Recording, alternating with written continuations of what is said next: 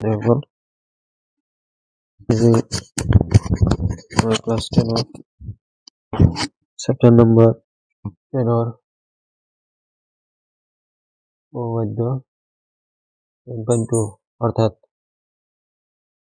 2 নম্বর উপপাদ্যটো চাম। 2 নম্বৰ উপপাদ্যটো হৈছে এটা বহিবিন্দুৰ পৰা বৃত্তলৈ টনা স্পৰ্শকবোৰৰ দৈৰ্ঘ্য সমান। বৃত্ত এটাৰ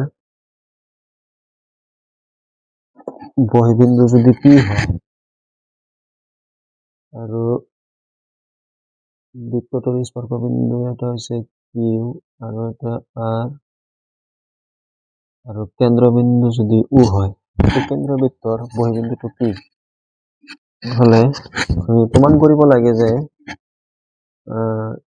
স্পৰ্শকৰ দৈৰ্ঘ্য সমান। এতিয়া এইটো সমান বুলি প্ৰমাণ কৰিব লাগে। প্ৰথমতে বিশেষ সূত্ৰ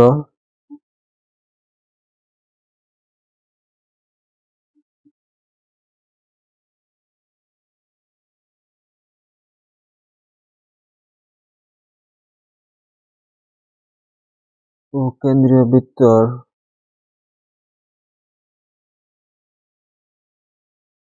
বহিবিন্দু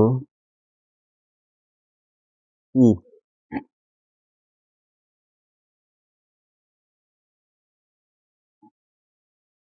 পৰা বৃত্তলৈ বা বৃত্তটোলৈ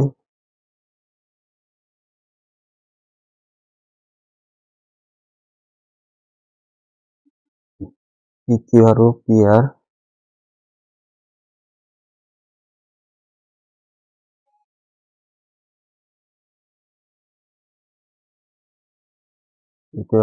দুডাল স্পৰ্শক।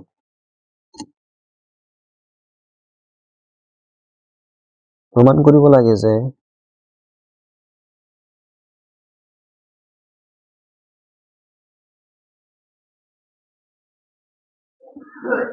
PQ আৰু PR সমান।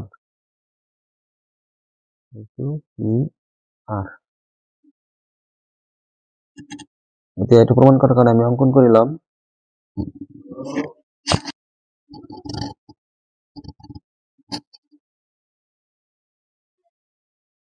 OQ সংযোগ কৰিম,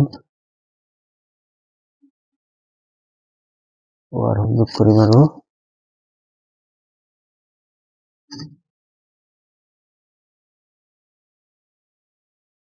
OP সংযোগ কৰিম। অংকন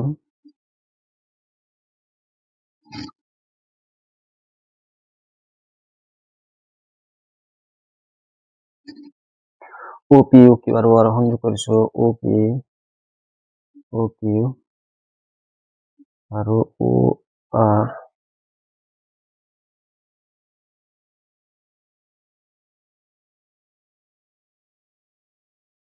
সংযোগ কৰা হল।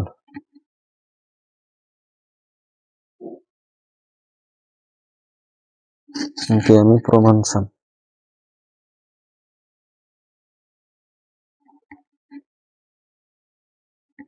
প্ৰমাণ কৰাৰ কাৰণে আমাৰ 10.0 উপপাদ্য চাব লাগিব। 10.0 উপপাদ্যটো হৈছে যে এটা বৃত্তৰ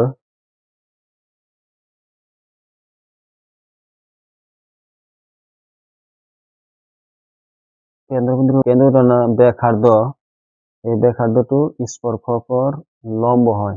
এইটো এইটো AB হলে OB পাৰ্পেণ্ডিকুলাৰ টু AB হয়, অৰ্থাৎ ব্যাসাৰ্ধ স্পৰ্শকৰ লম্ব হয়।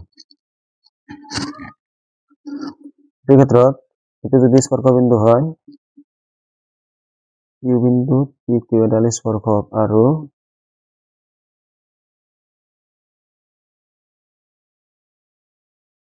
Q বিন্দুত PQ স্পৰ্শক আৰু OR এডাল ব্যাসার্ধ OQ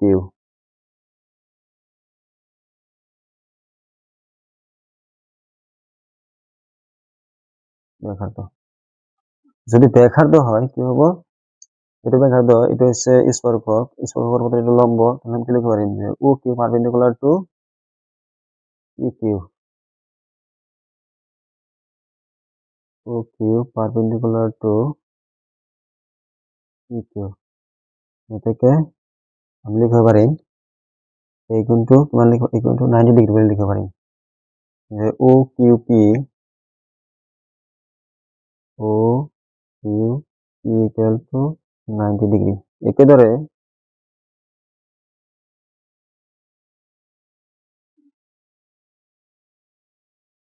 আর বিন্দু ই আর স্পর্শক আর ও আর এডাল ব্যাসার্ধ হলে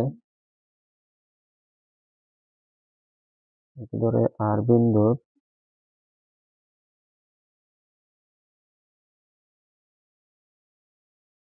ই আর এডাল স্পর্শক আর ও আর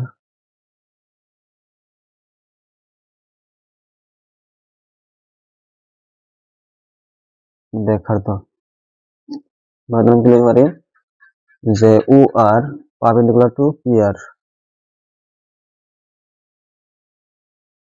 এটাকে ও আর পারপেন্ডিকুলার টু পি আর আমি লিখতে পারি এটাকে এই ও আর ব্যাসার্ধ যদি স্পর্শক লম্ব তাহলে এই কোণটা 90 হবে, অর্থাৎ ও আর পি 90 ডিগ্রি।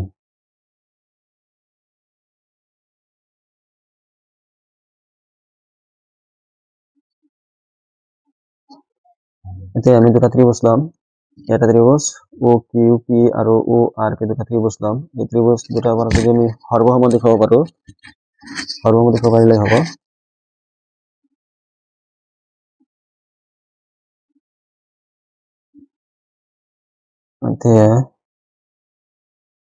ত্রিভুজ ও কিউ পি আর ত্রিভুজ ও আর পি পড়া,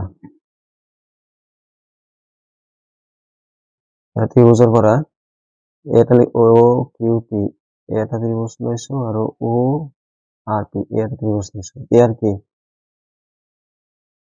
ও কিউ আর ও আর সমান হবো, কারণ একে ভিতর ব্যাসার্ধ ও ইকুয়াল টু ও আর, একে বৃত্তর ব্যাসার্ধ। তাৰপিছত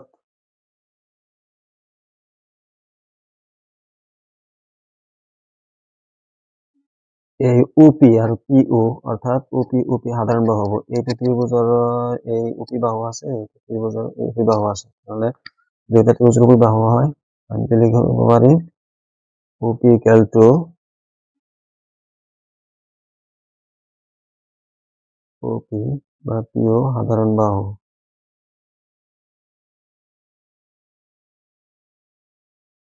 সাধারণ বাহু। আর এটা প্রমাণ করা হয়েছে এই ত্রিভুজের এই কোণটা 90 ডিগ্রি আর এই ত্রিভুজের এই কোণটা 90 ডিগ্রি, তাহলে O Q P equal to O R P, O Q P equal to O R P 90 degree. এর পিছত আমি লিখতে পারি যে এই ত্রিভুজ দুটা যেহেতু তিনটা শর্ত মানিছে, যে তিনটা শর্ত মানিছে, এটা হচ্ছে এই ও কিউ ও আর একে ভিতরে ব্যাসার্ধ, তাৰপিছত ওপি ইকুয়াল টু পি সাধারণ বাহু হয়, আর এই ত্রিভুজের ক্ষেত্রে এইটুকু 90 ডিগ্রি আর এই ত্রিভুজের ক্ষেত্রে এই কোণটা 90 ডিগ্রি, কিন্তু তিনটা শর্ত মানিছে যদি আমি লিখতে পারি এইটু আর এইটু হরবাহু হব, অর্থাৎ ও কিউ পি আর ও আর পি ত্রিভুজ দুটা হরবাহু থেকে ত্রিভুজ ও কিউ পি হরভঙ্গ হম ত্রিভুজ ও আর পি। শর্ত হব আর এইচ এস স্বীকার্য মতে বা শর্ত মতে,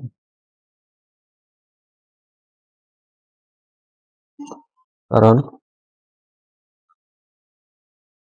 এইটো ত্রিভুজ যদি লক্ষ্য কৰো এইটো লক্ষ্য করলে আমি কি পাম যে এটা বাহু আইছে এটা বাহু আইছে আর এই আইছে কর্ণ বা অতিভুজ 90 ডিগ্রি তেনেহলে এটা সমকোণ আহি আছে অতিভুজ আহি আছে আৰু কি পাই আছো বাহু যে রাইট এঙ্গল হাইপোটেনাস সাইড এটা আমার শর্ত এরপর আমি কি লিখতে পারি থেকে P Q equal to P R CP CT অর্থাৎ সর্বসম ত্ৰিভুজৰ অনুৰূপ বাহু আৰু অনুৰূপ কোণবিলাক সমান এই দুটা ত্ৰিভুজ এটা ত্ৰিভুজ আৰ এটা ত্ৰিভুজেৰ ক্ষেত্ৰত যেহেতু এই বাহু সমান আৰু ইয়াৰ দুটা বাহু আছে ওপি আৰু ওপি এই দুটাও সমান তাহলে এইটো আৰু এইটো সমান হ'ব মই ইয়াত আঁকি দেখুৱাইছো এটা যদি এনেকুৱা ত্ৰিভুজ হয়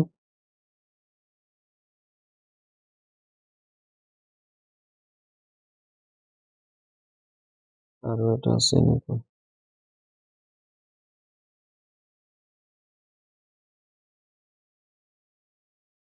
এইটো হৈছে পি কিউ ও পি ও আৰ এই বাহু সমান আছে এইটো আৰু এইটো একেই হয় যদি লগাই দিও তেনেহলে এই ওপিৰ ওপৰত এই ওপি থাকিব এইটো আৰু এইটো সমান তেনেহলে এইটো সমান এইটো সমান এইটো আৰু এইটো সমান হ'ব